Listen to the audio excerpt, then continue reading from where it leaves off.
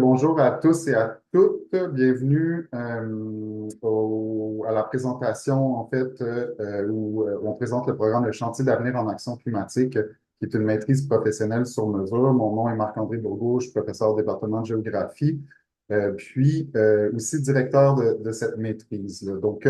Je vais passer à travers le programme, en fait, et après, on va répondre à vos questions qui seront plus spécifiques et individuelles. D'abord, aujourd'hui, je suis accompagné là, de Sylvie Larose, qui est ici présente, qui est coordonnatrice du Chantier d'avenir en action climatique, qui travaille pour l'Institut en environnement, développement et société, qui est un institut qui, en fait, est au cœur là, de l'Université Laval. Et je suis aussi accompagné de Isabelle Leblanc, conseillère à la gestion des études à la Faculté de foresterie, géographie, géomatique. C'est elle qui m'aide à pouvoir modifier le programme au fur et à mesure là, pour s'adapter aux différents besoins des étudiants et étudiantes.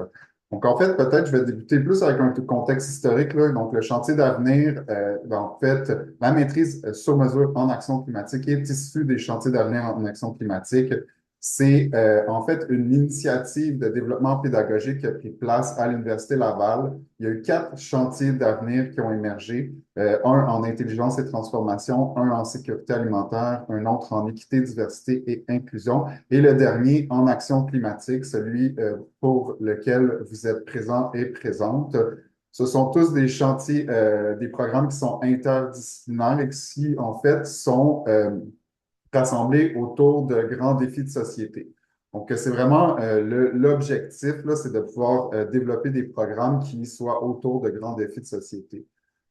Les chantiers d'avenir en action climatique, c'est d'avant tout là, dans les quatre différents programmes. C'est une formation qui intègre plusieurs disciplines.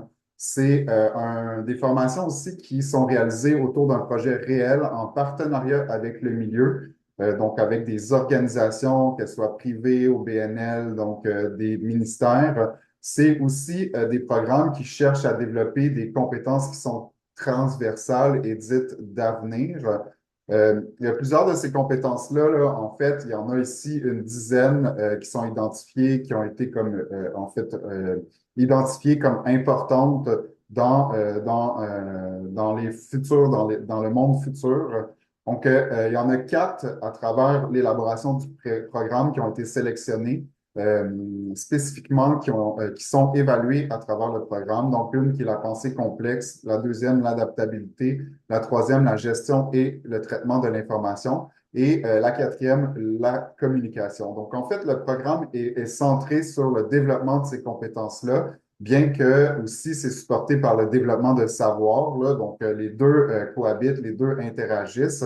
Mais ici, c'est 4 compétences qui sont travaillées à travers les différentes évaluations du programme. C'est un peu la même chose pour les autres chantiers d'avenir. C'est aussi des programmes où on a un accent sur le développement du leadership en travaillant sur des projets, un, avec des organisations, mais aussi avec différents contacts avec des leaders.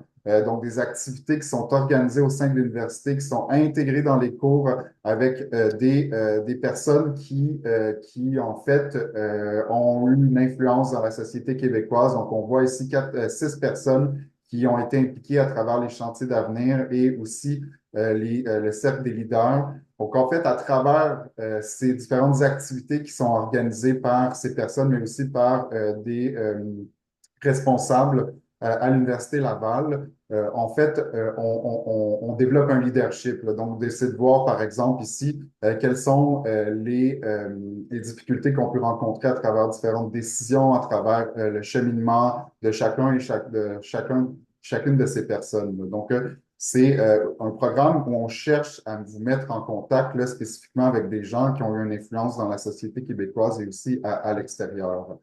Euh, Comme je viens de le mentionner, donc on cherche l'objectif là, de ce chantier d'avenir en action climatique. Donc, au-delà des 4 autres chantiers, ben, c'est de former des leaders capables d'engager et de guider les organisations et la société dans une démarche concrète de lutte et d'adaptation à la crise climatique. Donc, on parle ici d'adaptation au changement climatique, mais aussi d'atténuation au changement climatique. C'est une maîtrise professionnelle qui a vu le jour en septembre 2023. On est présentement à la troisième cohorte pour septembre 2026, on serait à la quatrième cohorte. C'est un programme qui réunit 6 facultés, donc plusieurs facultés, donc qui se veut interdisciplinaire et potentiellement transdisciplinaire dans la mesure où on a des fortes interactions avec les organisations à l'externe de l'université. Donc, il y a une forte participation de la faculté de foresterie, géographie, géomatique dans laquelle je suis et dans laquelle Isabelle aussi, elle est, et Sylvie aussi participent activement. Il y a la faculté de médecine aussi, donc santé publique, des gens en santé publique qui s'impliquent fortement, faculté des sciences infirmières pour tout ce qui est santé environnementale, faculté des sciences sociales, donc ici de plusieurs départements, faculté des sciences de l'administration et faculté des sciences des lettres et des sciences humaines.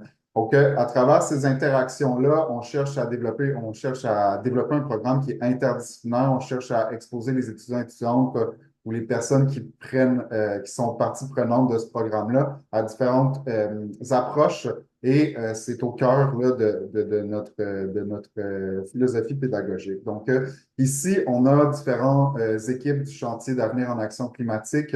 Donc, c'est tous les professeurs qui s'impliquent de proche ou de loin à travers les cours que vous allez voir dans les prochaines slides. Donc, c'est des gens qui sont, comme en fait, je viens de le mentionner, dans 6 facultés. C'est des interactions qu'on a assez fréquemment là, ensemble pour développer l'aspect pédagogique, mais aussi les contenus. Donc, réfléchir au contenu où on s'en va au niveau du programme. Ce qui nous distingue, je dirais, de d'autres formations, c'est que c'est une approche qui est réellement interdisciplinaire dans la mesure où il y a différentes initiatives qui sont mises en place pour, exposer les gens exposer les étudiants et étudiantes, mais aussi les professeurs, puis tous les gens qui participent, que ce soit des gens aussi au niveau des conférences, mais aussi de d'autres cohortes, des cohortes précédentes où on a cette interaction entre sciences appliquées, sciences de la santé, sciences sociales, administration, droit, sciences politiques, et j'en passe, là, il pourrait y en avoir plein d'autres. Mais c'est vraiment issu là, de cet intérêt de ces personnes qui participent et qui veulent interagir ensemble là, dans cette visée-là. C'est une spécialisation où on fixe aussi, on se centre sur le leadership. Donc, comme je le mentionnais, où il y a des accès aux activités complémentaires. En fait, c'est un programme où on peut personnaliser son parcours par le biais de cours à option et de nombreuses disciplines. On peut le personnaliser aussi dans les interactions qu'on a avec les différentes personnes impliquées, que ce soit les professeurs conseillers à travers les projets d'intervention. Vous êtes à l'interface là, de différentes personnes qui ont des implications diverses et c'est probablement là ça qui fait la force de l'apprentissage, puisque ben, vous avez des interactions avec des professeurs à l'intérieur de l'université, mais aussi à des personnes de ressources au niveau des organisations. C'est un programme qui est centré sur un projet d'intervention qui est réalisé en partenariat avec une organisation du milieu. Projet d'intervention, c'est un projet qui est un peu variable dans sa nature, mais où il y a un fort potentiel de mobilisation des connaissances. Donc, on va prendre des connaissances qui sont existantes et on évalue ou on analyse la capacité d'intégration avec les universités, mais aussi avec les partenaires. Il y a tout un développement partenarial qui se fait en parallèle par Sylvie Larose. Donc, il y a un portfolio de projets en recrutement. Vous pouvez aller voir le site Internet pour visionner les projets qui sont en intervention, les projets qui sont en cours. Et par la suite, c'est aussi un programme où il y a une forte synergie et des collaborations intensives entre les enseignants et enseignantes, mais aussi entre les étudiants et étudiantes. Donc, parfois, dans certains cours, vous êtes accompagné par 3 personnes ressources qui vous permet d'aller chercher de l'information spécifique à des projets d'intervention et donc de complémenter vos apprentissages par de la pratique. Il y a 3 options de parcours, un cheminement en temps complet, un cheminement en temps partiel, un cheminement international. Il y a 10 cours obligatoires, 4 cours optionnels. C'est un projet il y a un projet d'intervention qui est mené sous l'encadrement du continuum de cours, ateliers, projets en action climatique. On va le voir dans les prochaines slides. Donc ici, je vous donne un exemple d'un parcours à temps complet. Donc, c'est un programme qui s'étale sur 4 sessions. Donc, une première session où vous avez ici 4 cours, dont un cours optionnel, un autre session où vous avez ici le potentiel de 5 cours 15 crédits à prendre, session 3 où vous avez 6 crédits à prendre et session 4 où vous avez 3 crédits. Donc ici, peut-être je vais juste centrer sur les cours là, qui ont été créés spécifiquement pour le programme. Donc ça aussi, c'est une particularité du programme. Vous avez un cours qui est en fondement de l'action climatique, un cours de méthode et approche en action climatique, un cours de transition énergétique et politique publique. Ce sont 3 cours obligatoires pour la première session. Par la suite, vous avez un cours de marketing, communication marketing à la session d'hiver, un cours de mise à l'échelle de l'action climatique à la session d'hiver et par la suite, un cours en action climatique et santé et résolution de problèmes complexes à l'été. Donc ça, c'est 6 cours qui ont été spécifiquement créés pour le programme et qui accompagnent, dont l'objectif est vraiment de se centrer sur l'action climatique. Donc ici, on a par la suite pour les étudiants internationaux, donc vous avez ici, la seule différence, c'est que les cours optionnels sont reportés à l'été puisqu'ils devaient être à temps plein. Et la quatrième session, vous avez ici 6 crédits spécifiquement pour la réalisation du projet. Par la suite, ici, on a à temps partiel. Donc, on a en fait tout le programme qui se distribue ici sur 7 sessions à la hauteur de 6 crédits par session jusqu'à 9 crédits à la fin qui comprend le cours atelier projet. Le programme des chantiers, en fait, il propose une expérience d'apprentissage un peu atypique là, dans la mesure où c'est basé sur des projets d'intervention. Puis, on a une formation à l'intervention en collaboration avec des organisations externes. Donc, le projet d'intervention est fait central au programme ici, puis c'est vraiment important de le noter, puisque c'est une bonne partie de la démarche pédagogique. C'est là où vous mettez en application vos connaissances et apprentissages à travers les différents cours. Il y a 3 trajectoires possibles pour le projet d'intervention. Soit vous sélectionnez votre projet dans un portfolio de recrutement, soit vous proposez une démarche personnalisée avec un partenaire de votre choix parce que vous avez déjà des contacts déjà préétablis. Et la troisième option, c'est que vous réalisez un mandat professionnel pour votre employeur. Donc, si vous êtes déjà employé vous êtes déjà au sein d'une organisation, vous intégrer, par exemple, à temps partiel le programme et réaliser votre projet d'intervention que vous voulez mettre en place. Donc, ici, on est plus dans une perspective de formation continue. Les trois trajectoires ont été expérimentées depuis les 3 dernières années, donc avec tous les défis, bien entendu, mais on voit que c'est quelque chose, c'est 3 possibilités qui fonctionnent très bien là, dans le programme. Puis on s'adapte aussi, bien entendu, aux différentes situations. Le cours, donc ici, qui vient supporter le projet d'intervention, c'est 12 crédits qui sont dédiés à de l'accompagnement pour le projet d'intervention. Donc, on a 3 cours. On a le cours planification qui est à l'hiver, le cours réalisation qui est à l'été et le cours rédaction à l'automne. Ici, on est dans un profil en fait, à temps plein, mais aussi à temps partiel pour les dernières sessions.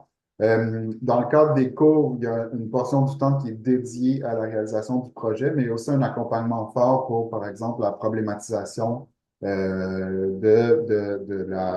du projet d'intervention. Donc, bien cadrer le cadre dans lequel s'opère votre projet d'intervention, aller chercher un maximum d'informations que ce soit dans la littérature grise, pour accompagner, en fait, et structurer votre démarche d'intervention.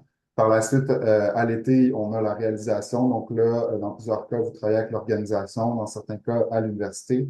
Et pour la dernière session à l'automne, ben, vous rédigez le projet d'intervention. Donc, vous voyez, on a 12 crédits. Donc, c'est plus que beaucoup d'autres programmes qui sont dédiés spécifiquement à un projet d'intervention, donc de collaborer avec une organisation externe. La session à l'automne, vous préparez votre projet d'intervention. Donc, vous devez choisir, par exemple, les 3 trajectoires, sélectionner un projet avec un partenaire, une liste d'éléments que vous devez remettre comme une fiche de projet, puis après ça, recruter un professeur conseiller, conseillère. Donc, ça, ce serait quelque chose que si vous êtes intéressé au programme et vous avez des questions plus spécifiques, je pourrais détailler un peu plus. À l'hiver, ben là, on rentre dans le cours atelier projet qui est planification, où on ancre le projet d'intervention vers une proposition qui est pertinente. Donc, il y a toujours un décalage entre un projet proposé et finalement qu'est-ce qui sera réellement réalisé au sein de l'organisation. Donc, il y a un aller-retour entre l'organisation, les étudiants, étudiantes, les professeurs du cours atelier projet, mais aussi les professeurs qui accompagnent plus spécifiquement le projet. Donc, vous êtes encadré. à travers cette démarche. Et il y a un gros travail pour vous de vous exposer à un maximum d'informations pour ensuite cadrer puis venir plus spécifiquement déterminer votre objectif à travers votre projet d'intervention. Euh, le troisième cours qui est non, la cours atelier projet 2 qui est à l'été, vous venez appliquer, mettre en application, vous travaillez avec l'organisation, vous avez aussi un travail personnel qui est plus sur une réflexion de votre projet d'intervention, des mesures qui sont mises en place avec les organisations. Il y a aussi une compréhension organisationnelle qui se développe à ce moment-là. Il y a différents éléments que vous devez en fait remettre dans le cadre atelier projet qui vient accompagner votre projet. Donc, que ce soit un plan de travail, plan de contingence, des rapports intermédiaires, finaux et tout. Tous ces documents sont vraiment pour faire un suivi là, avec le professeur ou la professeure responsable du cours atelier projet 2. Et finalement, à l'automne, vous avez la rédaction du projet d'intervention. Donc, vous rédigez un document qui fait en 20-40 pages. Tout ça est encadré par le règlement des études à l'université. Et aussi, vous avez une forte réflexion sur le contenu du rapport final qui se fait en collaboration avec l'organisation, mais aussi avec le professeur conseiller dans la rédaction du projet d'intervention. Ici, on a 4 exemples de projets proposés aux étudiants et étudiantes. Donc, on a un exemple, là, infrastructure résiliente aux inondations dans un contexte de changement climatique. Donc, avec Agiro, qui est une organisation qui assure la qualité et la potabilité de l'eau de Québec, mais surtout du lac Saint-Charles. Vous avez stratégie de verdissement ici des parcs industriels et grands propriétaires avec le collectif Canopé, donc marketing social, mobilité et durable et santé, donc avec le CIUS de la capitale nationale, et aussi un autre projet adaptation des plans de chaleur avec le CIUS encore de la capitale nationale. Donc, vous avez plusieurs organisations qui s'impliquent à travers le programme, qui ont un intérêt d'intégrer la question d'action climatique dans leurs différentes approches et aussi plans, que ce soit des plans stratégiques. Et mais ici, on a juste 4 exemples, là, donc il y a vraiment une variété de sujets qui est rendu disponible à travers les plans d'intervention. Vous avez d'autres projets ici, par exemple, si c'est un système privé d'échange d'émissions dans la filière de l'essor du Québec, donc plus dans un projet d'atténuation avec le GIEC. Un autre qui est guide sur la gestion des actifs naturels municipaux en soutien à l'adaptation climatique avec la CMQ, Communauté métropolitaine du Québec. Vulgarisation scientifique, développement stratégique de programmes Force de la nature. Donc, ici, 4 autres projets qui sont tout à fait variables, différents. Il y a un autre 4 autres projets ici qui est plus sur le savoir locaux, la résilience au changement climatique à l'international dans certains districts du Rwanda qui sont en collaboration avec des organismes de coopération internationale. Il y a aussi des réflexions qui sont plus institutionnelles, donc comment promouvoir l'adaptation au changement climatique par l'approvisionnement institutionnel. Donc là, on est vraiment plus dans des stratégies organisationnelles pour réduire l'empreinte écologique de ces organisations-là.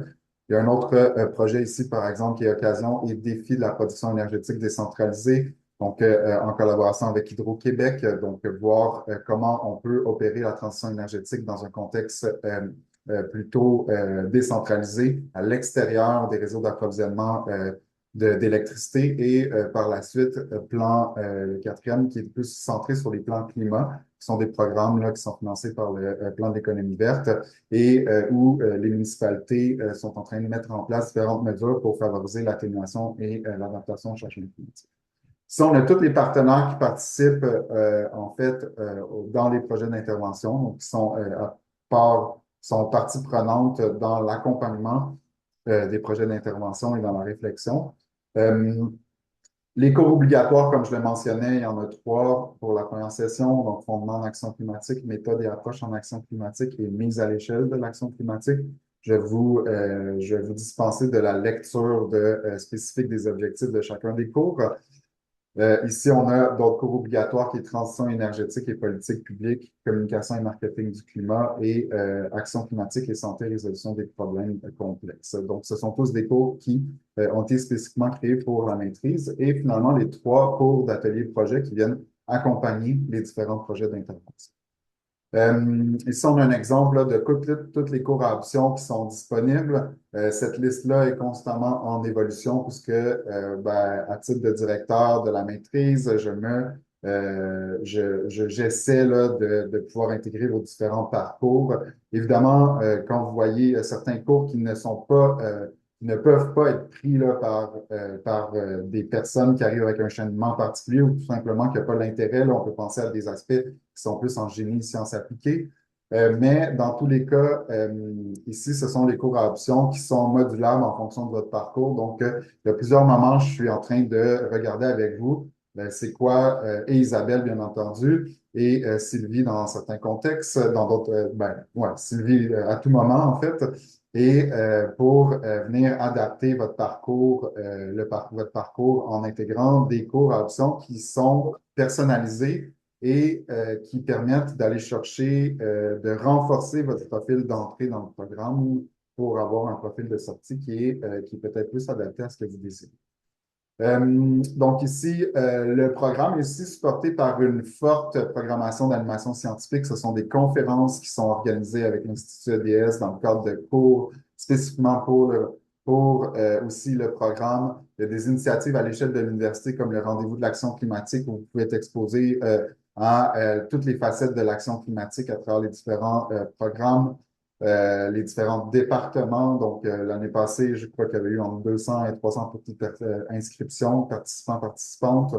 Donc, vous voyez ici, il y a toute une programmation d'animation scientifique qui vient supporter votre apprentissage, mais aussi pour créer des liens à travers l'écosystème de l'université, mais aussi de ses interactions avec l'extérieur. Il y a des bourses ici, trois types de bourses, bourse à l'admission, bourse d'excellence, bourse de réussite. Ce sont des bourses qui ont été en fait supportées par un donateur, donc Promutuelle Assurance, mais aussi qui sont supportées par la Faculté d'études supérieures pour les bourses de réussite. Vous avez ici les montants, le nombre de bourses. Je ne vais pas rentrer dans les détails. Si ça vous intéresse, ben, n'hésitez pas à me poser des questions. Vous êtes accompagné aussi dans la gestion des études. Isabelle Leblanc est présente en ce moment, donc conseillère à la gestion des études. Toutes les interactions que vous avez, par exemple, sur l'adaptation, la modification de votre cheminement se fait en collaboration avec Isabelle et en fait toutes les conseillères en gestion des études. Donc, ça terminerait ici la présentation du programme. Donc, en fait, je vous laisserai la place, je vous laisserai l'opportunité de poser vos questions. Là. Donc, ça va nous faire plaisir, moi, Sylvie et Isabelle, de répondre à vos questions plus spécifiques. Donc, je vous remercie beaucoup. Donc, la parole, je vais arrêter de partager. La parole est à vous.